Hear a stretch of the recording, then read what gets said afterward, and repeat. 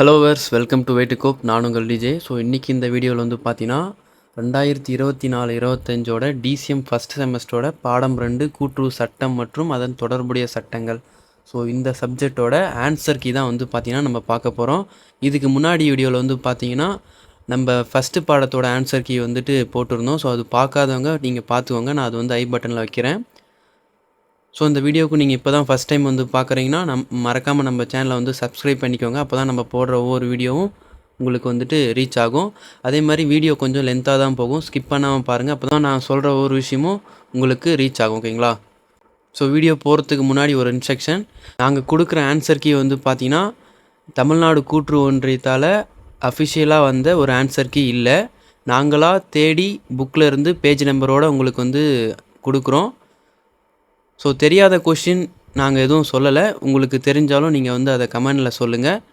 So நீங்கள் கமெண்டில் சொன்னீங்கன்னா இந்த வீடியோ பார்க்குற எல்லாருக்குமே தெரிய வரும். ஓகேங்களா? ஸோ இப்போ வாங்க வீடியோக்குள்ளே போகலாம்.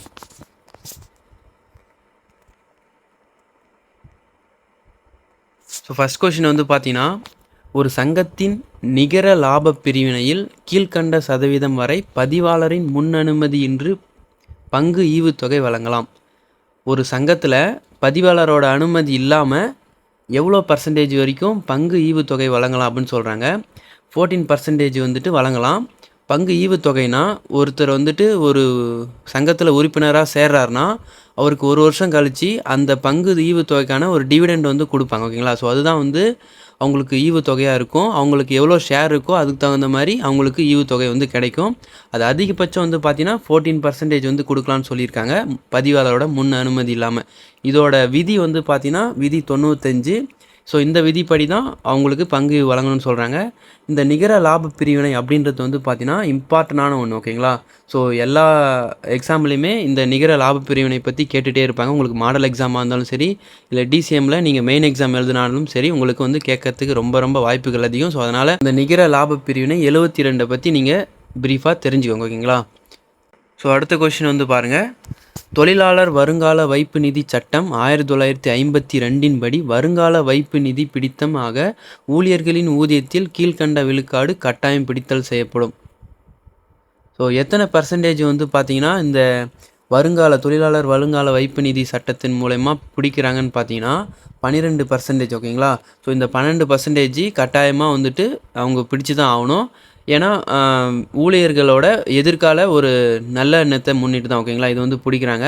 அவங்களுக்கு தேவைன்னா வந்து பார்த்திங்கன்னா இன்னும் ப்ளஸ் 12% வந்துட்டு அவங்க வந்துட்டு பிடிக்க சொல்லலாம். பட் அதுக்கு வந்துட்டு எந்தவித அமௌண்ட்டும் வந்து சேர்த்து கொடுக்க மாட்டாங்க. ஆனால் இந்த 12%க்கு வந்து பார்த்திங்கன்னா ஃபஸ்ட்டு பிடிக்கிற 12%க்கு அவங்க பிடிச்ச தொகையோட டபுள் மடங்காக கொடுப்பாங்க. ஓகேங்களா? இப்போ 1000 பிடிச்சாங்கன்னா அவங்க ஒரு 1000 போட்டு 2000 கொடுப்பாங்க. ஓகேங்களா? ஸோ அதுதான் வந்து பார்த்திங்கன்னா இங்கே சொல்லியிருக்காங்க. ஸோ அடுத்த கொஷின் வந்து பார்த்திங்கன்னா, ஆங்கிலேயர் ஆட்சி காலத்தில் 1904ஆம் ஆண்டு முதலாக ஒரு கூட்டுறவு கடன் சங்கம் கொண்டு வரப்பட்டதற்கு அறிஞர்கள் தலைமையில் குழுக்கள் ஏற்படுத்தியவர் யார்?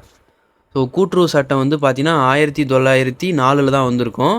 இந்த சட்டம் வரத்துக்கு முன்னாடி வந்து பார்த்திங்கன்னா ஒரு குழு ஒன்று அமைச்சிருப்பாங்க. இதுக்கு முன்னாடி வந்து பார்த்திங்கன்னா ஒரு ஃப்ரெடரிக் நிக்கல்சனோட அறிக்கையும் பஞ்சைகளோட அறிக்கையும் அதெல்லாமே வந்திருக்கும். அதோட அறிக்கையின் மூலயமா தான் வந்து பார்த்திங்கன்னா அப்போ ஆட்சியில் இருந்த கர்சன் பிரபு தான் வந்து பார்த்திங்கன்னா சார் எட்வர்ட் லா அப்படின்ற தலைமையில் ஒரு குழு வந்துட்டு ஆரம்பிச்சிருப்பார். அது வந்து பார்த்திங்கன்னா 1901. ஸோ இந்த குழுவோட பரிந்துரையின் பேரில் தான் வந்து பார்த்திங்கன்னா இந்த 1904ஆம் ஆண்டு சட்டம் வந்துட்டு நம்ம இந்தியாவில் வருது. ஓகேங்களா? ஸோ அடுத்த கொஸ்டின் வந்து பார்த்திங்கன்னா, 1983ஆம் வருட தமிழ்நாடு கூட்டுறவு சங்கங்களின் சட்டத்தில் நிர்வாக குழுவில் பெண்களுக்கு எத்தனை சதவீதம் இடஒதுக்கீடு செய்யப்பட்டுள்ளது? ஸோ நிர்வாக குழுவில் பெண்களுக்கான இடஒதுக்கீடுன்றது வந்து பார்த்திங்கன்னா 30%, தாழ்த்தப்பட்டவர்கள் மற்றும் பழங்குடியினருக்கு 18%. இது வந்து கட்டாயமாக ஒதுக்கணுன்றாங்க. ஓகேங்களா? ஸோ அடுத்த கொஷின் வந்து பார்த்திங்கன்னா, ஒரு கூட்டுறவு சங்கத்தின் கணக்குகள், புத்தகங்கள் மற்றும் ஆவணங்கள் பராமரிக்க வேண்டியது குறித்து தமிழ்நாடு கூட்டுறவு சங்கங்களின் எந்த விதியில் குறிப்பிடப்பட்டுள்ளது? ஸோ விதி 20 படி தான் வந்து பார்த்திங்கன்னா ஒவ்வொரு கூட்டுறவு சங்கமும் அதுக்கு தேவையான பதிவேடை வந்துட்டு பராமரிக்கணும்னு சொல்கிறாங்க. ஸோ உங்களுக்கான ஒரு கொஷின் வந்து கேட்குறேன். இந்த மாதிரி பராமரிக்கிற பதிவேடுலாம் எத்தனை வருஷத்துக்கு அவங்க வந்துட்டு பாதுகாப்பாக வச்சுருக்கணுன்ட்டு ஒரு கால அவகாசம் வந்து இருக்குது.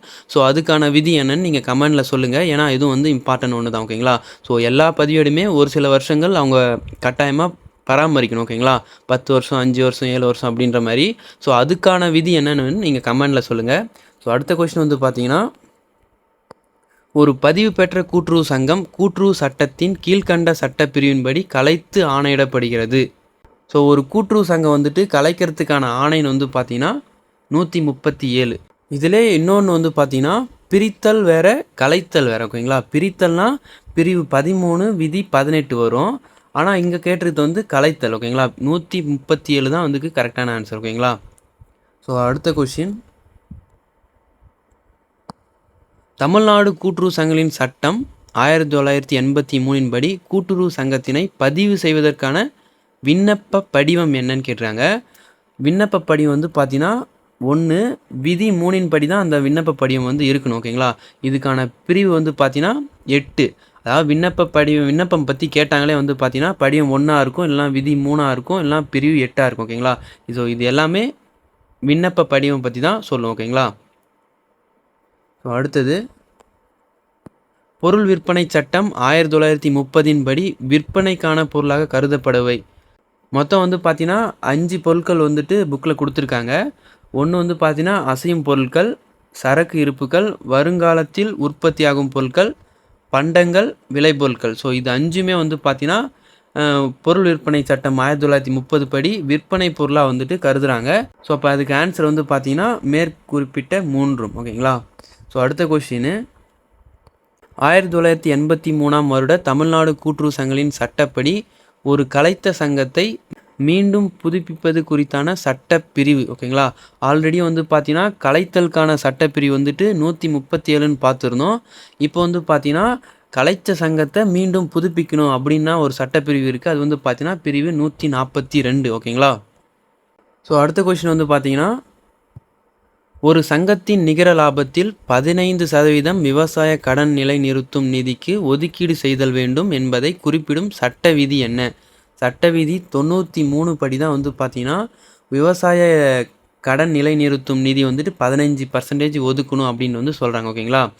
இதுக்கு முன்னாடி வந்து பார்த்தீங்கன்னா 95 விதி வந்து பார்த்துருந்தோம். அது வந்து எதுக்குன்னு வந்து பார்த்தீங்கன்னா நிகர லாப பிரிவினையப்போ பங்கு ஈவு எவ்வளோ ஒவ்வொரு உறுப்பினரும் கொடுக்கணுன்றத சொல்லியிருப்போம்.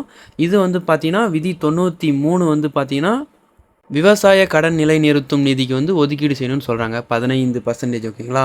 ஸோ ஒவ்வொரு நிதிக்குமே ஒரு சில ஒதுக்கீடுகள் இருக்கும். ஸோ நீங்கள் அது எல்லாத்தையுமே வந்துட்டு ஒரு டைம் பார்த்துக்கோங்க. ஸோ அடுத்த கொஸ்டின் வந்து பார்த்தீங்கன்னா, சங்கத்தின் பொதுப்பேரவை கூட்டம் நிதியாண்டு முடிவுற்ற 6 மாதங்களுக்குள் கீழ்கண்ட காரணத்திற்காக கூட்டப்பட வேண்டும். எதுக்கெல்லாம் இந்த பொதுப்பேரவை வந்து கூட்டுறாங்க அப்படின்றதான் வந்து கேட்டிருக்காங்க. ஒன்று வந்து பார்த்தீங்கன்னா தணிக்கை அறிக்கை மற்றும் இறுதி ஆண்டு அறிக்கை பரிசீலிக்கணும். அந்த பொதுப்பேரவையில் தான் வந்து பார்த்தீங்கன்னா எல்லாரும் முன்னாடியும் இதை வந்து சொல்லணும். அதே மாதிரி ஒரு வருஷத்துக்கான பட்ஜெட், அதாவது வரவு செலவு எவ்வளோன்னு இதில் தான் வந்து சொல்லுவாங்க.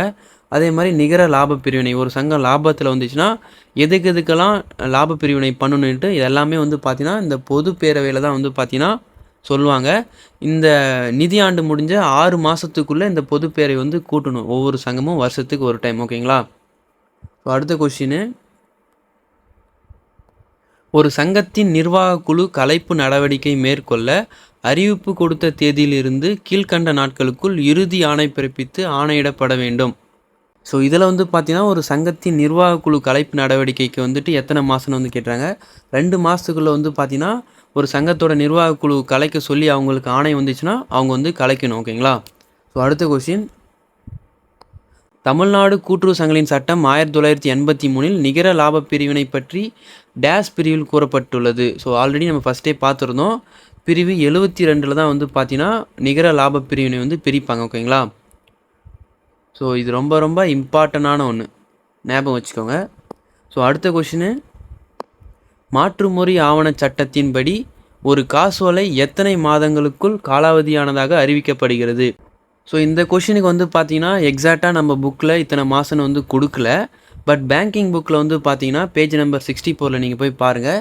அதில் கொடுத்துருப்பாங்க 3 மாதத்துக்கு மேலே ஒரு காசோலை, அதாவது செக்குன்னு சொல்லுவாங்க, அது வந்துட்டு முடிஞ்சிச்சுன்னா அது வந்து காலாவதி ஆனது அப்படின்னு சொல்லிடுவாங்க. 3 மாதத்துக்கு மேலே போனால் அது வந்து காலாவதி ஆனதுன்னு சொல்லிடுவாங்க. ஸோ இன்னொரு இன்ஃபர்மேஷன் ஆனால் இந்த மாற்றுமுறி ஆவண சட்டத்தோட வருஷம் வந்து பார்த்தீங்கன்னா 1881. ஓகேங்களா?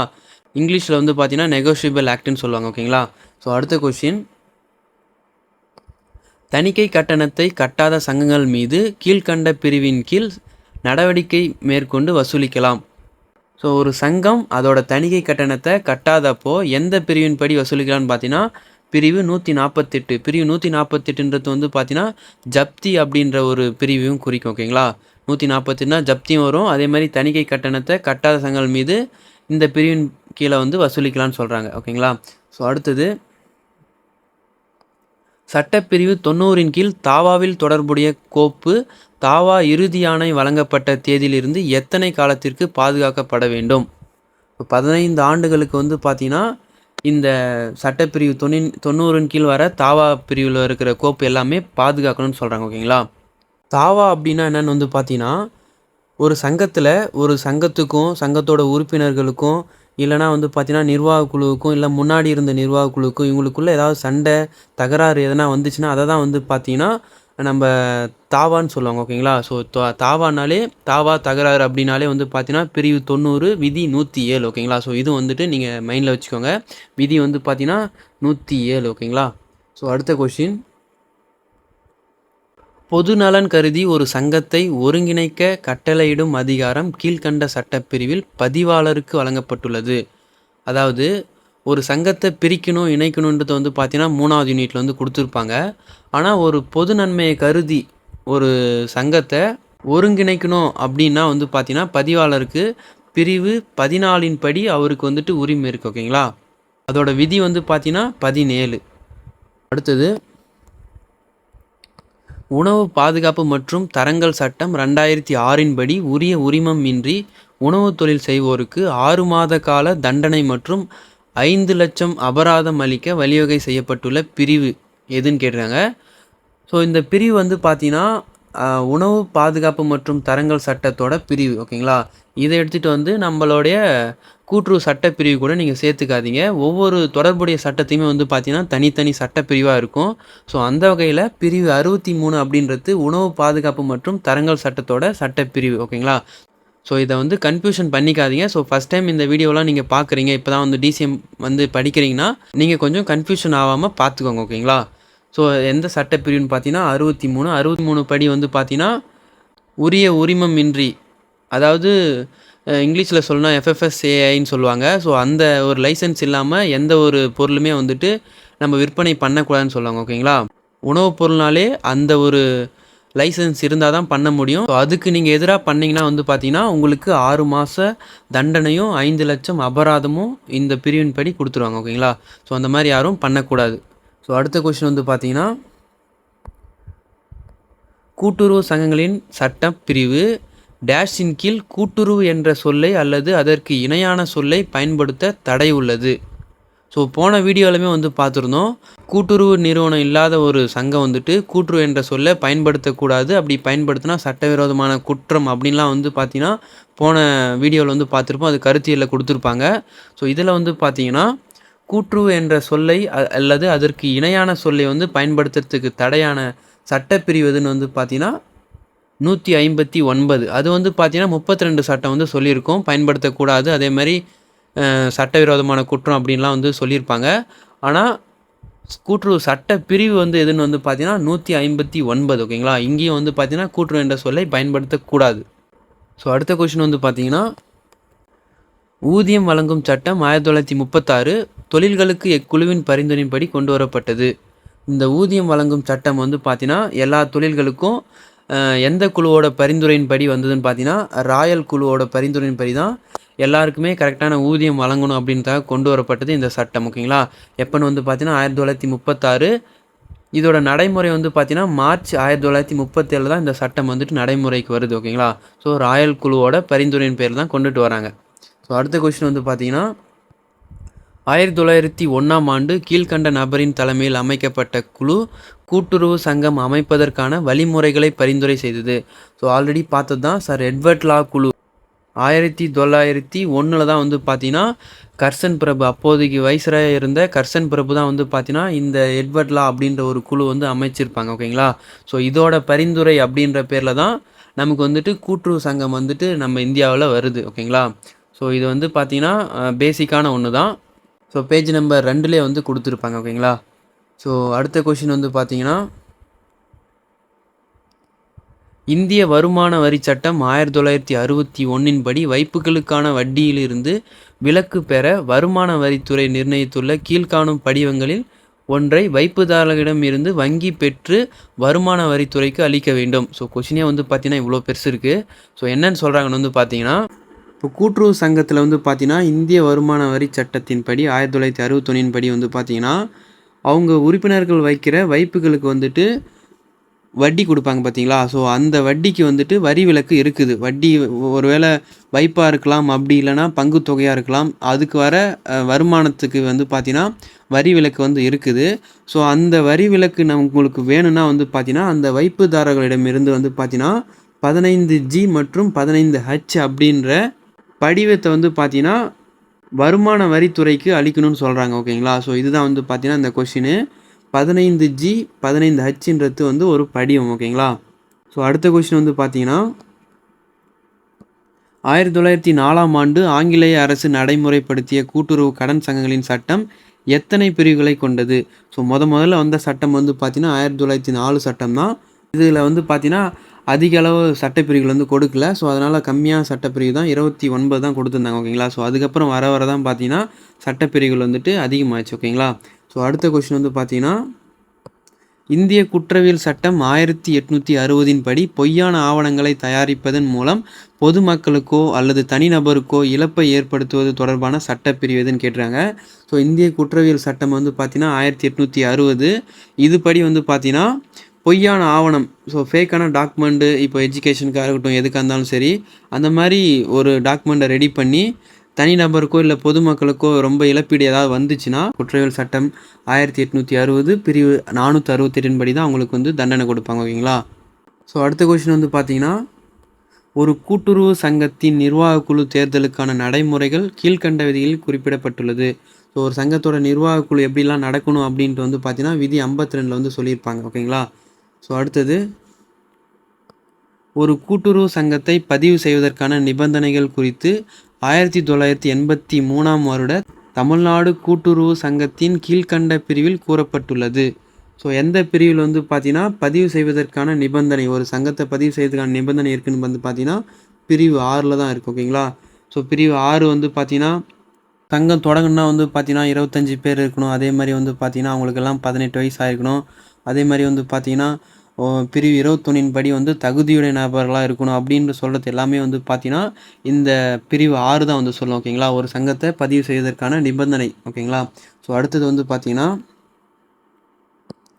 இந்திய ஒப்பந்த சட்டம் 1872 படி எந்த விதமான சட்ட பாதுகாப்பும் இல்லாத உடன்பாடே கீழ்கண்ட ஒப்பந்தம் என வழங்கப்படுகிறது.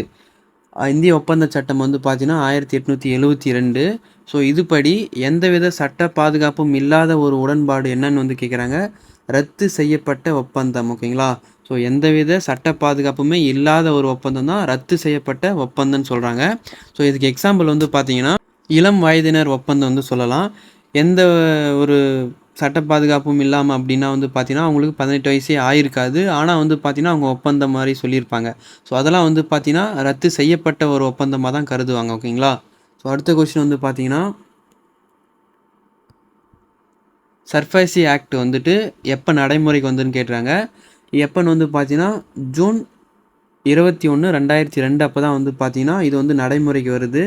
இது வந்து பார்த்தீங்கன்னா இந்த சட்டம் எதுக்காகன்னு வந்து பார்த்தீங்கன்னா ஒரு கூட்டுறவு சங்கத்திலையோ இல்லைனா வந்து பார்த்தீங்கன்னா நிதி அமைப்புகள் நிறையா இருக்குது பார்த்தீங்களா, கடன் கொடுக்குற இடம். ஸோ அந்த இடத்துல வந்து பார்த்தீங்கன்னா ஒருத்தர் கடன் வாங்கிட்டு அவங்க கடனை திருப்பி செலுத்தாமல் இருந்தால் வந்து பார்த்தீங்கன்னா அவங்க அடமானமாக வச்ச சொத்தை வந்துட்டு அவங்களுடைய எந்த ஒரு அனுமதி இல்லாமலும் அப்படி இல்லைனா வந்து பார்த்தீங்கன்னா எந்த நீதிமன்ற தடை இல்லாமல் வந்து பார்த்தீங்கன்னா இந்த சட்டம் மூலயமா அவங்க வந்து விற்றுக்கலாம் அப்படின்றது தான் வந்து பார்த்தீங்கன்னா இந்த சர்ஃபாசி ஆக்ட் வந்து சொல்லும். ஸோ இது வந்து பார்த்தீங்கன்னா உங்களுக்கு லாஸ்ட்டாக வந்து கொடுத்துருப்பாங்க. ஓகேங்களா? ஸோ இது வந்து பார்த்தீங்கன்னா இம்பார்ட்டன்ட் தான். இது நம்ம சிலபஸ்லேயும் வந்து இருக்குது. ஓகேங்களா? ஸோ அடுத்த கொஷின் வந்து பார்த்தீங்கன்னா ஒரு பதிவு பெற்ற கூட்டுறவு சங்கத்திற்கு தணிக்கை முடிவு பெற்ற பின்னர் கீழ்கண்ட விதியின் கீழ் தணிக்கை சான்று வழங்கப்படுகிறது. ஸோ தணிக்கை சான்று வந்து பார்த்தீங்கன்னா விதி 102 படி தான் வழங்குறாங்க. இது 102ன்றது வந்து பார்த்தீங்கன்னா தணிக்கையாளரோட கடமையாக வரும். ஸோ அவர் தான் வந்து பார்த்தீங்கன்னா இந்த தணிக்கை சான்று வந்து வழங்குவார். ஓகேங்களா? ஸோ அடுத்தது உணவு கலப்பட தடுப்புச் சட்டம் 1954 படி விற்பனையாளருக்கு பாதுகாப்பு அளிக்கப்படும் சட்டப்பிரிவு எது? ஸோ உணவு கலப்பட தடுப்பு சட்டம் வந்து பார்த்தீங்கன்னா 1954. இதில் விற்பனையாளர்களுக்கு பாதுகாப்பு அளிக்கப்படும் சட்டப்பிரிவு வந்து பார்த்தீங்கன்னா பிரிவு 19. ஓகேங்களா. விற்பனையாளருக்கு பாதுகாப்பு எப்படின்னு வந்து பார்த்தீங்கன்னா, ஒரு பொருளை அவர் விற்கிறாருன்னா அவர் அனுமதி பெற்ற ஒரு உற்பத்தியாளரிடமிருந்து அவர் வாங்கணும். ஓகேங்களா. மொத்த வியாபாரத்துலேருந்து வாங்கலாம், இல்லைனா டைரெக்டாக உற்பத்தி பண்ணுற இடத்துலேருந்து வாங்கலாம். ஸோ அந்த மாதிரி வாங்கினதுக்கான ஒரு எழுத்துப்பூர்வமான ஆதாரம் வந்து அவர்கிட்ட இருந்துச்சுன்னா வந்து பார்த்தீங்கன்னா, இந்த பிரிவு 19 படி வந்து பார்த்தீங்கன்னா அவருக்கு பாதுகாப்பு வந்து அளிக்கிறாங்க. ஓகேங்களா. எந்த சட்டம் வந்து பார்த்தீங்கன்னா உணவு கலப்பட தடுப்பு சட்டம் 1954 படி இவருக்கு பாதுகாப்பு இருக்குது எல்லா விற்பனையாளருக்கும். ஓகேங்களா.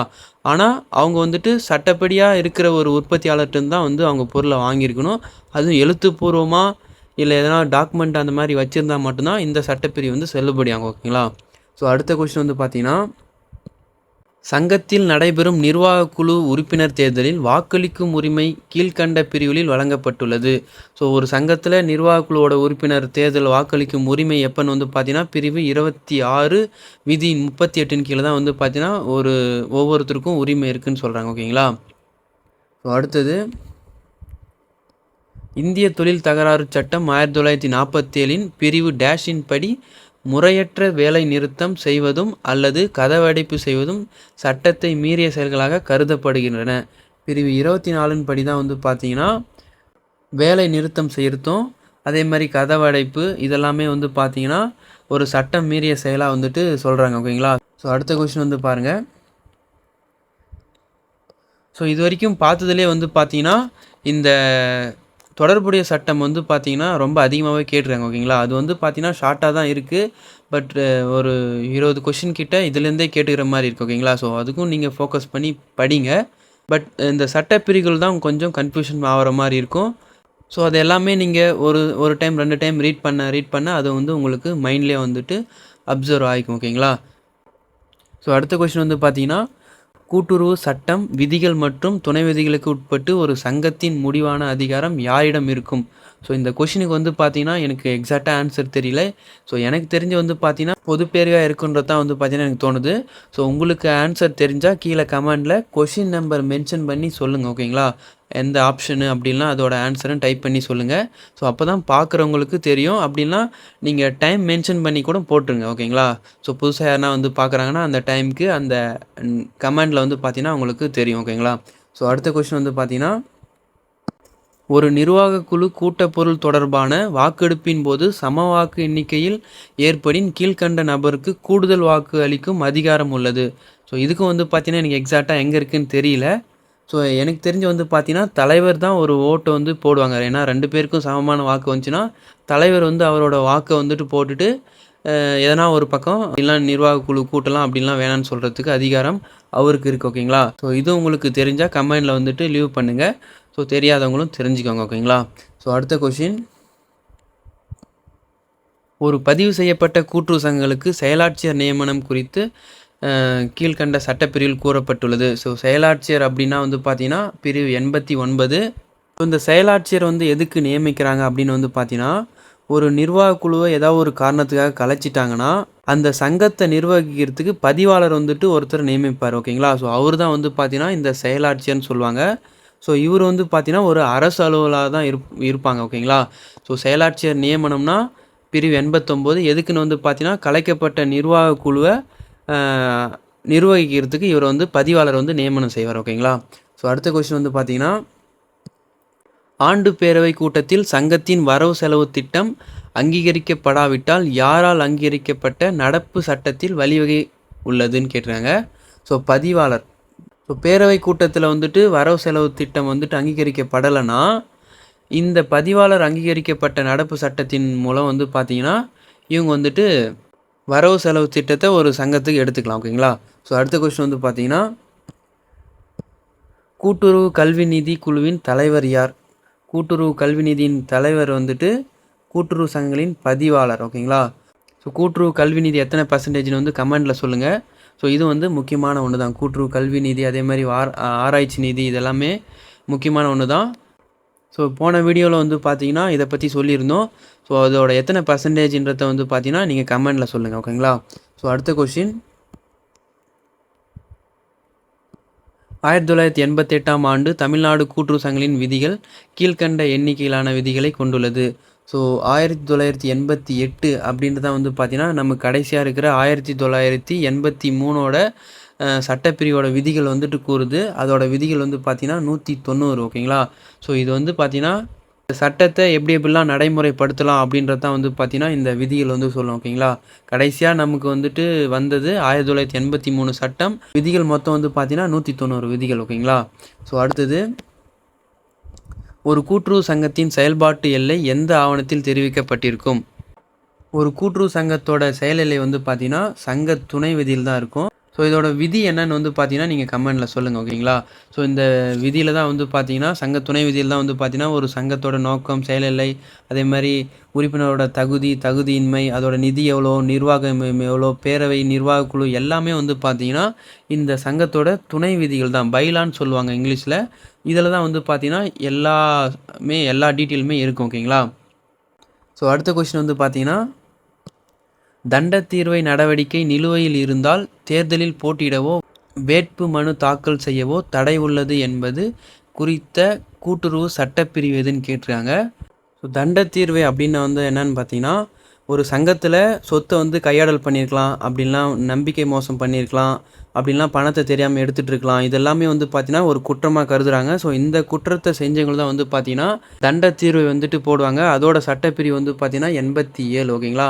ஸோ தண்டத்தீர்வை அப்படின்னா வந்து பார்த்தீங்கன்னா பிரிவு 87. ஸோ இந்த தண்டத்தீர்வைக்கு யாராவது உட்பட்டு இருந்து அவங்க நிலுவையில் அந்த கேஸ் இருந்துச்சுன்னா வந்து பார்த்தீங்கன்னா இந்த தேர்தலில் போட்டியிடவோ இல்லை வேட்புமனு தாக்கல் செய்யவோ உங்களுக்கு தடை இருக்குது. ஸோ அதோட சட்டப்பிரிவு எதுன்னு வந்து பார்த்தீங்கன்னா பிரிவு 34 5 பி ஓகேங்களா. ஸோ இதுதான் வந்து பார்த்தீங்கன்னா கரெக்டு. ஸோ அடுத்த கொஸ்டின் வந்து பார்த்தீங்கன்னா, நுகர்வோர் பாதுகாப்பு சட்டம் 2019 படி மாவட்ட நுகர்வோர் நீதிமன்றங்களில் எவ்வளவு ரூபாய்க்கு குறைவாக வரும் பொருட்களின் மதிப்பு அல்லது இழப்பு தொகைகளுக்கு வழக்குகளை முடிவு கட்டலாம் கேட்டுறாங்க. ஸோ நுகர்வோர் பாதுகாப்பு சட்டம்னா 2019 ஓகேங்களா. ஸோ இதை ஞாபகம் வச்சுக்கோங்க. இந்த நுகர்வோர் நீதிமன்றம் வந்து பார்த்தீங்கன்னா மாவட்ட லெவலில் இருக்குது, தேசிய லெவலில் இருக்குது, அதே மாதிரி மாநில லெவல்லையும் இருக்குது. ஸோ இங்கே மாவட்ட லெவலில் தான் வந்து கேட்டுறாங்க. மாவட்ட லெவலில் ஒரு பொருளோட மதிப்போ இழப்பு தொகை எவ்வளோ கம்மியாக இருந்தால் வந்து பார்த்தீங்கன்னா இதில் வந்துட்டு வழக்கு முடிவு கட்டலாம்னு வந்து பார்த்தீங்கன்னா 1 கோடி. ஸோ இதுக்கு மேலே போச்சுன்னா நீங்கள் வந்துட்டு ஒன்று மாநிலத்துக்கு போகணும், இல்லைனா தேசியத்துக்கு போகிற மாதிரி ஓகேங்களா. ஸோ மாவட்ட லெவலில் 1 கோடிக்கு கம்மியாக இருந்துச்சுன்னா இவங்க வந்துட்டு வழக்குகளை வந்து தீர்ப்பு சொல்லலாம்னு சொல்கிறாங்க ஓகேங்களா. ஸோ அடுத்த கொஸ்டின் வந்து பார்த்தீங்கன்னா, தலைமை கூட்டுறவு சங்கத்தின் தணிக்கை அறிக்கையானது கீழ்கண்ட அமைப்பின் முன்வைக்கப்பட வேண்டும். ஸோ இந்த கொஸ்டின் வந்து பார்த்தீங்கன்னா நீங்கள் எக்ஸாக்டாக எங்கே இருக்குதுன்னு தெரியல. நீங்கள் வந்து பார்த்தீங்கன்னா ஆடிட் புக் வச்சுருந்தீங்கன்னா பேஜ் நம்பர் 87 போய் பாருங்கள். ஸோ அதில் வந்து பார்த்தீங்கன்னா ஒரு தலைமை சங்கத்தோட தணிக்கை அறிக்கை வந்துட்டு பார்த்தீங்கன்னா மாநில சட்டமன்ற அவைக்கு முன்னாடி தான் வைக்கணும்னு சொல்லியிருப்பாங்க ஓகேங்களா. ஸோ லா புக்கில் எங்கே இருக்குன்னு எனக்கு எக்ஸாக்டாக தெரியல. ஸோ அதனால் நான் சொல்லலை ஓகேங்களா. ஸோ அடுத்த கொஸ்டின் வந்து பார்த்தீங்கன்னா, கீழ்கண்ட கூற்றுகளில் சரியானவற்றை தேர்ந்தெடுக்க. ஸோ ஒரு 3 கூற்று வந்து சொல்லியிருக்காங்க.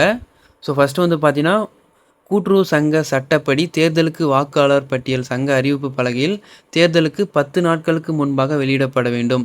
ஸோ வாக்காளர் பட்டியல் வந்து தேர்தலுக்கு முன்னாடியே அறிவிப்பு பலகையில் கொடுக்கணுன்றாங்க. இது வந்து ஒரு கரெக்டான ஆன்சர் தான்.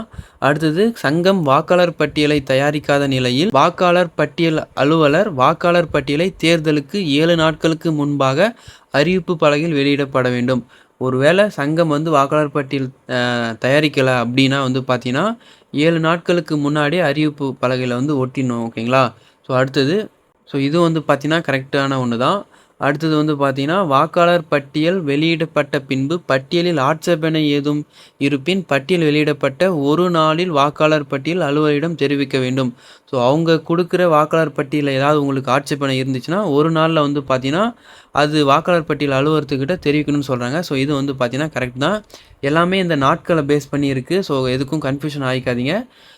ஒரு டைம் நீங்கள் போய்ட்டு இந்த பேஜ் நம்பருக்கு பாருங்கள். பேஜ் நம்பர் 45 பார்த்தீங்கன்னா அதில் பாக்ஸ் போட்டு லைனாக கொடுத்துருப்பாங்க.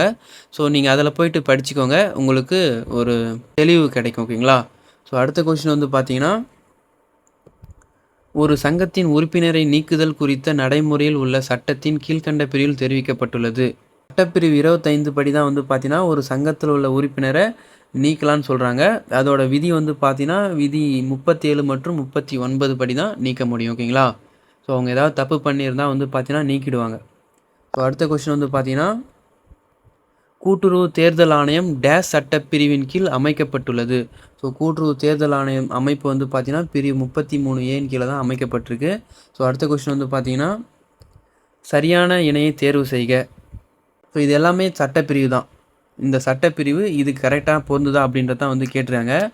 ஸோ ஒன்று வந்து பார்த்தீங்கன்னா பிரிவு 21 உறுப்பினரோட தகுதி, ஓகேங்களா, அது வந்து கரெக்டு. 2 வந்து பார்த்தீங்கன்னா பிரிவு 19 கூட்டுறவு ஒன்றியங்கள், அதாவது மாநிலத்துக்கு மாவட்டத்துக்குலாம் வந்து பார்த்தீங்கன்னா கூட்டுறவு ஒன்றியங்கள் இருக்குன்னு சொல்லுவாங்க. அதே மாதிரி வந்து பார்த்தீங்கன்னா பிரிவு 22 இணை உறுப்பினர்கள். இணை உறுப்பினர்கள் அப்படின்றது வந்து பார்த்தீங்கன்னா பி கிளாஸ் மெம்பர்ஸ்ன்னு சொல்லுவாங்க, ஓகேங்களா. ஸோ அவங்கள குறிப்பிடுற பிரிவு வந்து பார்த்தீங்கன்னா 22. ஸோ இதுவும் சரிதான்.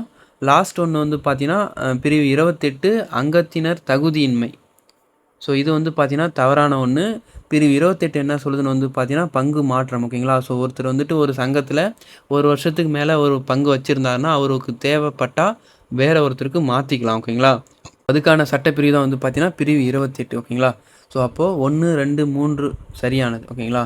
ஸோ அடுத்தது, ஸோ இதுலேருந்து என்ன தெரியுதுன்னா ஏகப்பட்ட பிரிவுகள், சட்டப்பிரிவுகள் தான் அதிகமாக கேட்குறாங்க, ஓகேங்களா. ஸோ இப்போ 1 by 1 நீங்கள் படிச்சுக்கோங்க, தெளிவாக படிச்சுக்கோங்க. அப்போ தான் வந்து பார்த்தீங்கன்னா உங்களுக்கு கன்ஃபியூஷன் இல்லாமல் எக்ஸாமில் அட்டன் பண்ண முடியும், ஓகேங்களா. ஸோ நீங்கள் டிஆர்பி எஸ்ஆர்பி ப்ரிப்பேர் பண்ணாலும் சரி, இல்லை டிசிஎம் பண்ணாலும் சரி, தெளிவாக படிச்சுக்கோங்க. ஒரு டைம் 2 டைம் ரிவிஷன் கூட பண்ணிட்டு போங்க, ஓகேங்களா. ஸோ ஆல்ரெடி நம்ம வாட்ஸ்அப் குரூப்பில் வந்து ஒன்று ஷேர் பண்ணியிருந்தோம். கூட்டுறவு சட்டப்பிரிவுலாம் வந்து பார்த்தீங்கன்னா ஃபஸ்ட்டு ஸ்டார்டிங்லேருந்து ஆர்டர் வைஸாக புக்கில் என்னென்ன இருக்கோ வந்து பார்த்தீங்கன்னா ஒரு 10 சப்ஜெக்ட்டுக்கு வந்து பார்த்தீங்கன்னா நம்ம சட்டப்பிரிவு எழுதி ஃபோட்டோவாக சென்ட் பண்ணியிருந்தோம். ஸோ அது வேணும்னாலும் வந்து பார்த்தீங்கன்னா இந்த வீடியோ கீழே வந்து பார்த்தீங்கன்னா நான் கூகுள் ட்ரைவில் கொடுக்குறேன். ஸோ வேணுன்றவங்க அதை பார்த்து படிச்சுக்கோங்க, ஓகேங்களா. அடுத்த கொஸ்டின் வந்து பார்த்தீங்கன்னா கூட்டுறவு சங்கங்கள் அமைப்பது மக்களின் அடிப்படை உரிமையில் ஒன்றாக ஏற்றுக்கொள்ளப்பட்டது. எந்த சட்டத்தின் மூலயமா, சட்ட திருத்தம் மூலயமா வந்துட்டு ஏற்றுக்கினாங்கன்னு பார்த்தீங்கன்னா 97வது அரசியலமைப்பு சட்ட திருத்தம் மூலயமா தான் வந்து ஏற்றுக்கிட்டாங்க. ஸோ இந்த 97வது அரசியலமைப்பு சட்ட திருத்தம் படி தான் வந்து பார்த்தீங்கன்னா கூட்டுறவு சங்கங்கள் அமைப்பது வந்து பார்த்தீங்கன்னா மக்களின் அடிப்படை உரிமையில் ஒன்றா சேர்த்துருப்பாங்க, ஓகேங்களா. ஸோ 97வது அரசியலமைப்பு சட்டம் வந்து பார்த்தீங்கன்னா 2011 வந்திருக்கும். ஸோ கூட்டுறவுக்குன்னு ஒரு சட்ட திருத்தம் வந்துச்சுன்னு எதுன்னு வந்து பார்த்தீங்கன்னா 97வது அரசியலமைப்பு சட்ட திருத்தம். இதை பற்றி ஒரு வீடியோவே வந்து பார்த்தீங்கன்னா நம்ம சேனலில் இருக்குது. ஸோ அதுவும் வந்து பார்த்தீங்கன்னா இந்த வீடியோ கீழே நான் லிங்காக கொடுக்குறேன். ஸோ அடுத்த கொஸ்டின் வந்து பார்த்தீங்கன்னா சங்கத்தின் முகவரி மாற்றப்பட்ட டேஸ் தினங்களுக்குள் முகவரி மாற்றம் குறித்த தகவல் பதிவாளருக்கு தெரிவிக்க வேண்டும். ஒரு சங்கத்தோட முகவரி மாற்றுறாங்கன்னா 30 நாளுக்குள்ளே வந்து பார்த்தீங்கன்னா அந்த சங்கத்தோட பதிவாளருக்கு வந்து தெரிவிக்கணும்னு சொல்கிறாங்க, ஓகேங்களா. ஸோ அதோட பிரிவு வந்து பார்த்தீங்கன்னா பிரிவு 37. அடுத்த கொஸ்டின் வந்து பார்த்தீங்கன்னா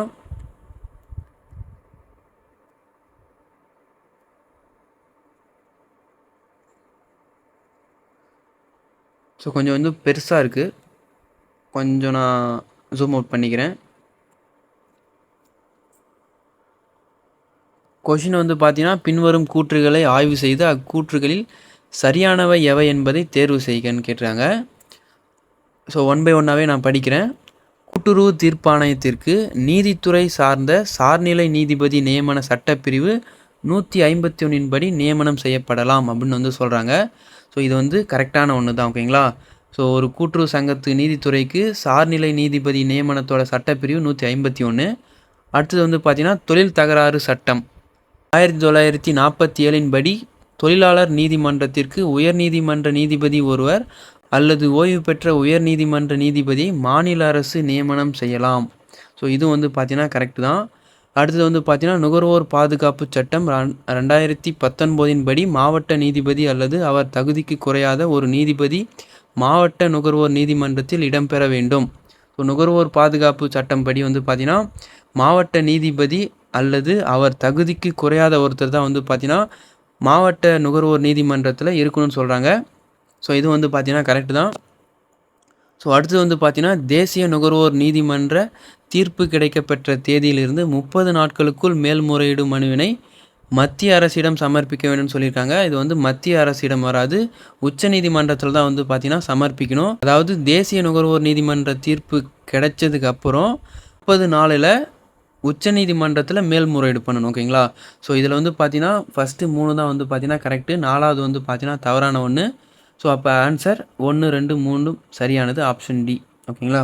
ஸோ அடுத்த கொஷின். ஸோ ஆல்ரெடி வந்து பார்த்தீங்கன்னா ஓவராக வந்து டைம் ஆகிடுச்சு. ஸோ நான் முடிஞ்ச அளவுக்கு வந்து பார்த்தீங்கன்னா நான் சீக்கிரமாக வந்து முடிக்க பார்க்குறேன்.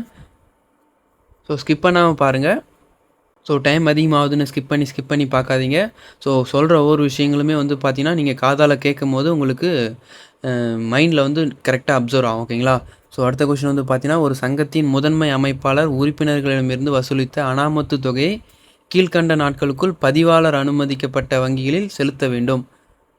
7 நாட்களுக்குள்ளே வந்து பார்த்தீங்கன்னா ஒரு முதன்மை அமைப்பாளர் வசூலித்த அனாமத்து கணக்கு தொகை வந்துட்டு பதிவாளர் அனுமதிக்கப்பட்ட வங்கி கணக்கில் செலுத்தணும்னு சொல்கிறாங்க. ஓகேங்களா. ஸோ அடுத்த கொஸ்டின் வந்து பார்த்தீங்கன்னா நடப்பில் உள்ள கூட்டுறவு சட்டப்படி ஒரு கூட்டுறவு சங்கம் தனது நிகர லாபத்தில் கூட்டுறவு கல்வி நிதிக்கு விதி எண் 91 படி எத்தனை விழுக்காடு மாவட்ட கூட்டுறவு ஒன்றியத்திற்கு வழங்க வேண்டும். ஸோ கூட்டுறவு சட்டம் இப்போ இருக்கிற சட்டம் வந்து பார்த்தீங்கன்னா 1983. நிகர லாபம் வந்து பார்த்தீங்கன்னா 72 பிரிவு 72 படி தான் நிகர லாபம் செய்வாங்க. கூட்டுறவு கல்வி நிதிக்கு எத்தனை பர்சன்டேஜ் வந்து பார்த்தீங்கன்னா 2%. இதோட விதி வந்து பார்த்தீங்கன்னா விதி 91. ஓகேங்களா. ஸோ இந்த விதிப்படி தான் வந்து பார்த்தீங்கன்னா 2% மாவட்ட கூட்டுறவு ஒன்றியத்துக்கு வழங்கணும்னு சொல்கிறாங்க. ஓகேங்களா. ஸோ ஒரே கொஸ்டினில் எவ்வளோ டீட்டெயில் இருக்குது பாருங்கள். ஸோ அதனால தான் சொல்கிறேன் வீடியோ வந்து ஸ்கிப் பண்ணாமல் பாருங்கள். ஓகேங்களா. ஸோ அடுத்த கொஸ்டின் வந்து பார்த்தீங்கன்னா ஒரு கூட்டுறவு சங்கத்தின் நிர்வாகமானது கீழ்கண்டவர்களால் நிர்வாகம் செய்யப்படுகிறது. ஸோ ஒரு சங்கத்தோட நிர்வாகம் வந்து பார்த்தீங்கன்னா உறுப்பினர்களால் தேர்ந்தெடுக்கப்பட்ட நிர்வாக குழுவால் தான் வந்து பார்த்தீங்கன்னா நிர்வாகம் பண்ணுறாங்க. ஓகேங்களா. ஸோ அடுத்த கொஸ்டின் ஒரு பதிவு செய்யப்பட்ட கூட்டுறவு சங்கத்தின் நிர்வாக சபையின் அமைப்பு மற்றும் கூட்டங்கள் குறித்த சட்ட பிரிவினை குறிப்பிடும் பிரிவு எதுன்னு கேட்டுறாங்க. பிரிவு 33. பிரிவு 33 என்ன சொல்லுதுன்னா நிர்வாக சபையின் அமைப்பு மற்றும் கூட்டங்கள். ஓகேங்களா. ஸோ அடுத்தது ஒரு கூட்டுறவு சங்கத்தில் உறுப்பினராவதற்கு தகுதிகள் மற்றும் தகுதியின்மைகள் கீழ்கண்ட சட்டப்பிரிவுகளில் கூறப்பட்டுள்ளது. ஸோ பிரிவு 21, 23. 21 வந்து பார்த்தீங்கன்னா தகுதியை வந்து குறிக்கும். 23 வந்து பார்த்தீங்கன்னா தகுதியின்மை வந்து குறிக்கும். ஓகேங்களா. ஸோ அடுத்த கொஸ்டின் வந்து பார்த்தீங்கன்னா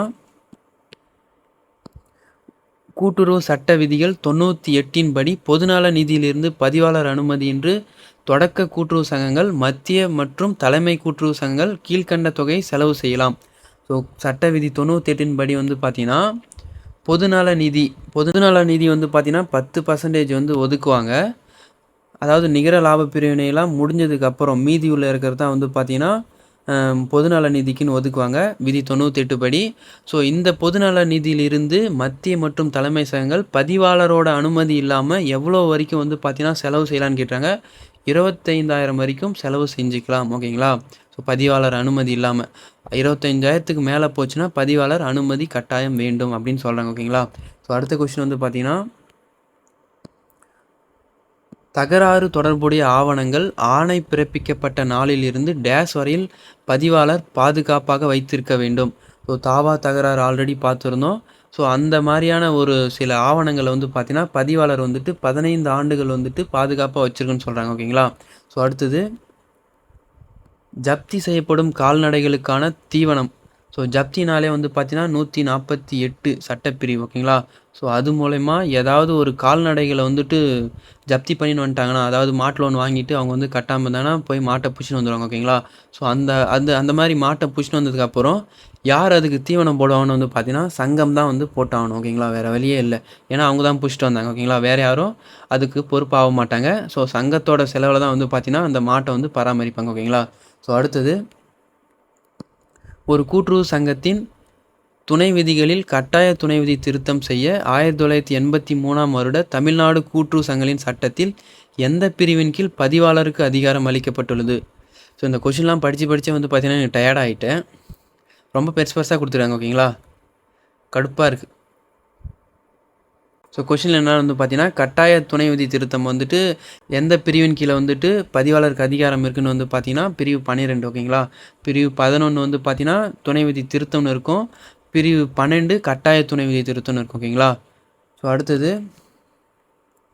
பணியாளர் பணிக்கொடை சட்டம் நடைமுறைக்கு வந்தது எப்போன்னு வந்து கேட்டுறாங்க. செப்டம்பர் 16, 1972. ஓகேங்களா. ஸோ அடுத்த கொஷின் ஒரு சங்கத்தின் சம்பளம் பெறும் பணியாளரை தற்காலிக பணி நீக்கம் செய்யும் அதிகாரம் டேஸ் சட்டப்பிரிவில் வழங்கப்பட்டுள்ளது.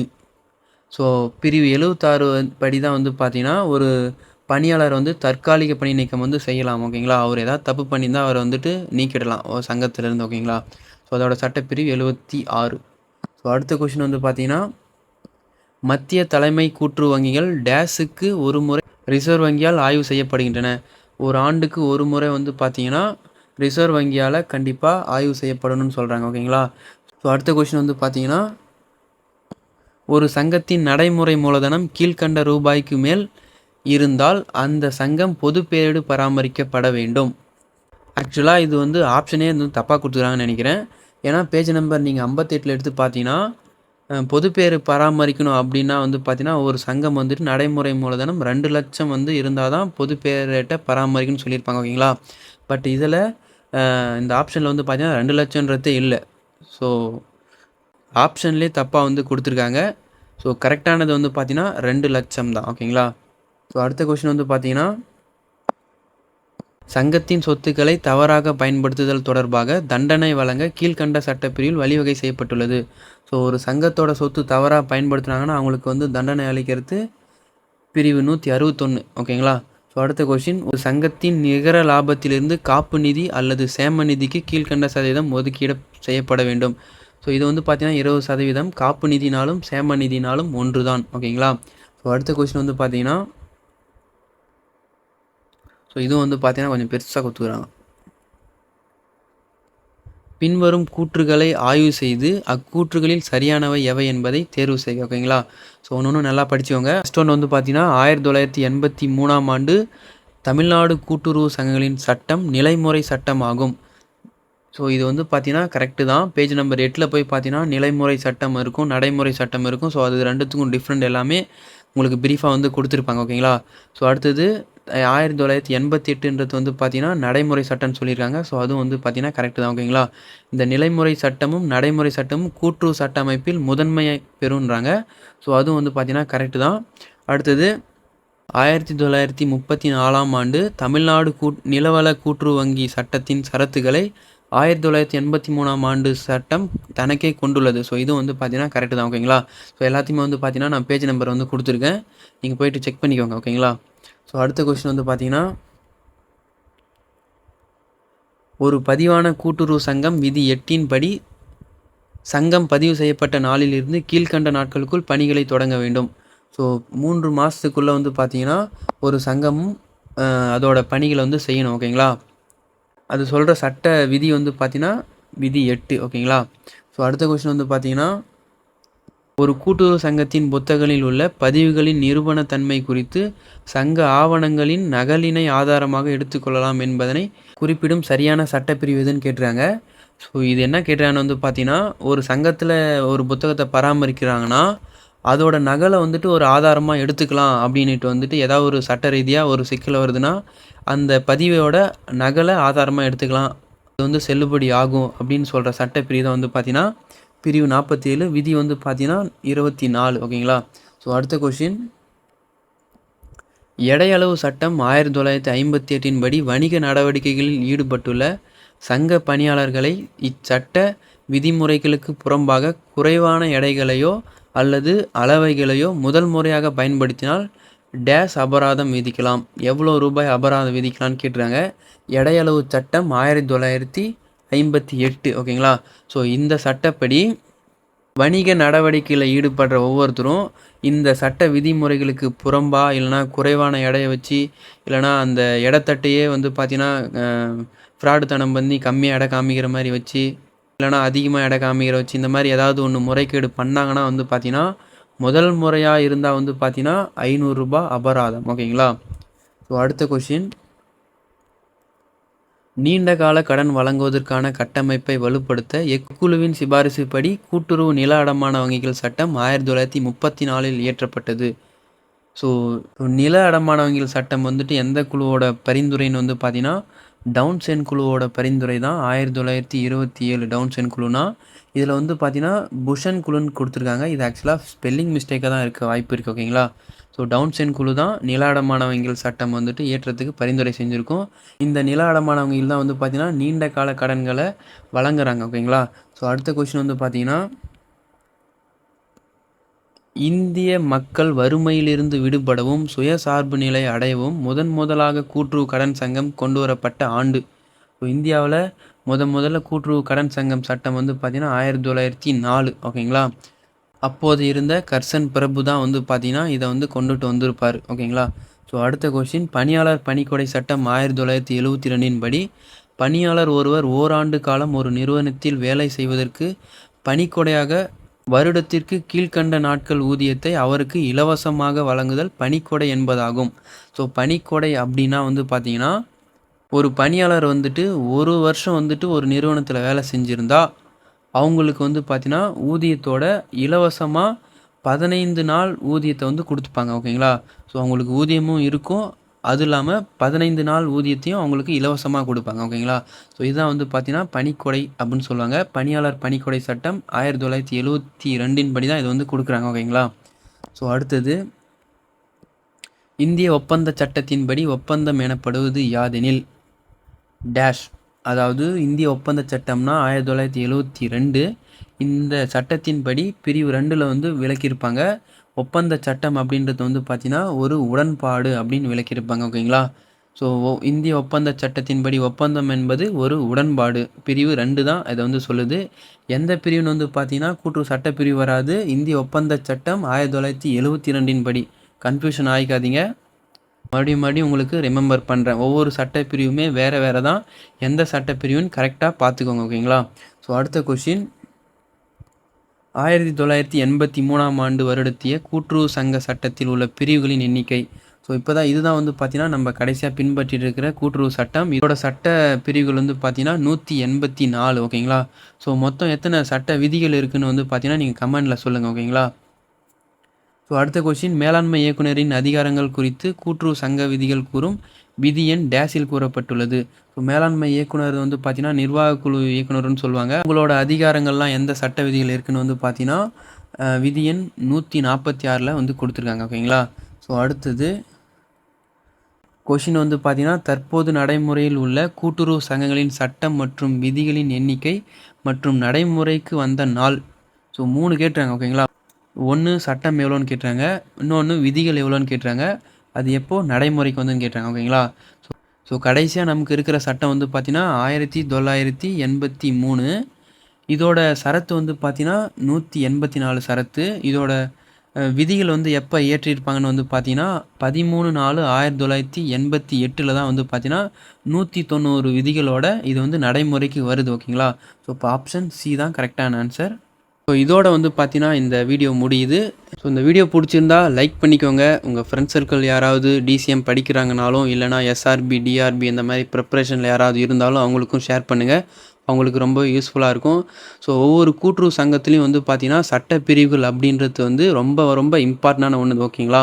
ஸோ இதை நீங்கள் தெரிஞ்சுக்கிட்டால் தான் வந்து பார்த்தீங்கன்னா நாளை பின்ன ஏதாவது நீங்கள் வேலைக்கு போனதுக்கப்புறம் ஒரு பிரச்சனை வருதுன்னா இந்த சட்டப்பிரிவு படி நீங்கள் லீகலாக மூவ் பண்ண முடியும் ஓகேங்களா. ஸோ இந்த சட்டப்பிரிவு ரொம்ப ரொம்ப இம்பார்ட்டன்ட். அதே மாதிரி டிபார்ட்மெண்ட்டில் இருக்கிறவங்களுக்கும் சட்டப்பிரிவுகள் பற்றி நிறையா வந்து கேள்விகளும் கேட்பாங்க. ஸோ அவங்களுக்கும் வந்து பார்த்தீங்கன்னா யூஸ்ஃபுல்லாக இருக்கும். ஸோ இந்த மாதிரி வீடியோ உங்களுக்கு தொடர்ந்து வேணும்னா வந்து பார்த்தீங்கன்னா நம்மளுடைய சேனலை சப்ஸ்கிரைப் பண்ணி வச்சுக்கோங்க. ஸோ இந்த வீடியோ இவ்வளோ நேரம் பொறுமையாக பார்த்ததுக்கு என்னுடைய வாழ்த்துக்கள் நான் கூறிக்கிறேன். ஸோ அடுத்த வீடியோவில் வந்து பார்த்தீங்கன்னா அடுத்த சப்ஜெக்டோட ஆன்சர் கீ வந்துட்டு பார்க்கலாம். தற்பொழுது உங்களிடமிருந்து விடைபெறுவது உங்கள் டிஜே. Thank you to all.